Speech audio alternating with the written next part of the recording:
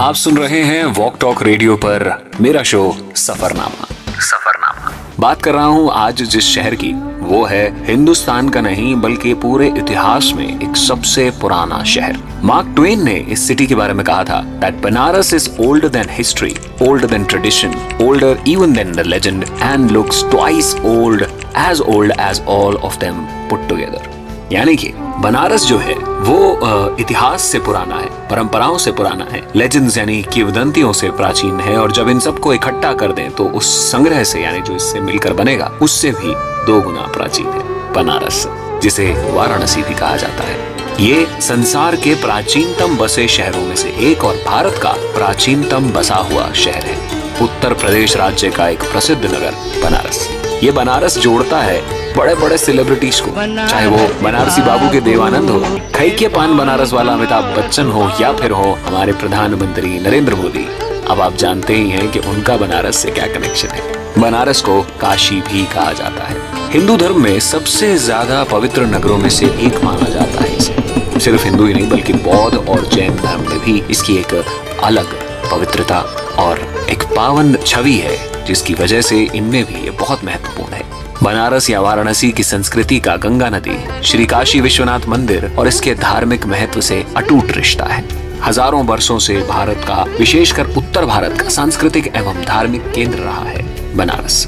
बनारस के अगर इतिहास की बात की जाए तो एक बहुत ही बड़ा इतिहास बनारस का माना जाता है। माना जाता है कि भगवान शिव ने इस नगर को बसाया था, वो भी लगभग 5000 साल पहले, जिसके कारण आज एक बहुत ही महत्वपूर्ण स्थल है बनारस।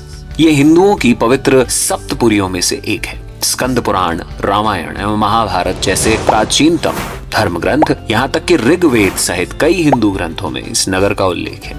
बनारस को यानी वाराणसी जो नाम है, इस शहर को कम से कम 3000 साल प्राचीन माना जाता है।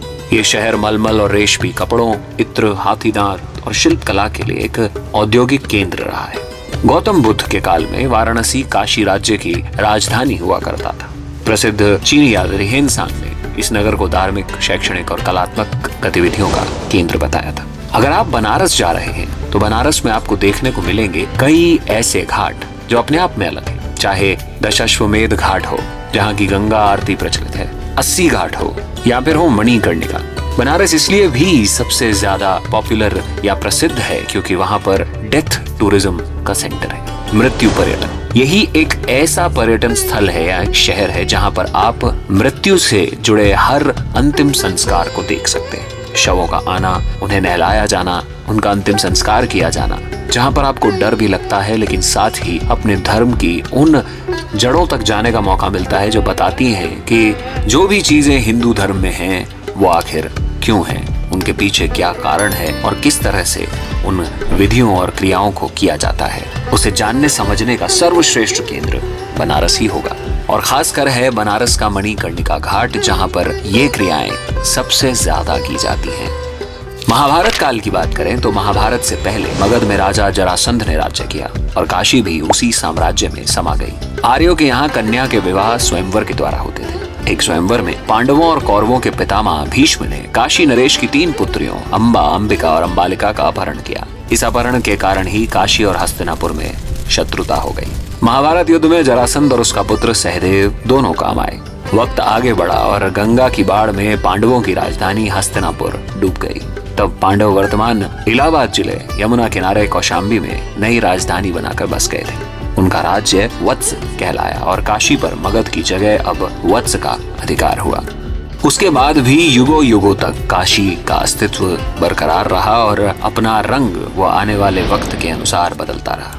बदलते बदलते काशी से बनारस और फिर वाराणसी तक की जो ये यात्रा है, इसका सबसे सुखद अनुभव आप तभी कर सकते हैं जब गंगा के घाट के किनारे बनारस में बैठकर किसी पंडित से या फिर वहाँ रहने वाले किसी बुजुर्ग से इस शहर के बारे में और ज्यादा जानेंगे और समझेंगे। गंगा तट पर बसी काशी बड़ी पुरानी नगरी है। इतने प्राचीन नगर संसार में बहुत नहीं है। हजारों वर्ष पूर्व कुछ नाटे कद के सांवले लोगों ने इस नगर की नींव डाली थी। तभी यहाँ कपड़े और चांदी का व्यापार शुरू हुआ। कुछ वक्त के बाद पश्चिम से आए ऊंचे कद के गोरे लोगों ने उनकी नगरी छीन ली। ये लड़ाकू थे, उनके घर द्वार नहीं थे, न ही अचल संपत्ति थी। वो अपने आप को आर्य यानी श्रेष्ठ व महान कहते थे। आर्यों की अपनी जातियां थी, अपने कुल घराने थे।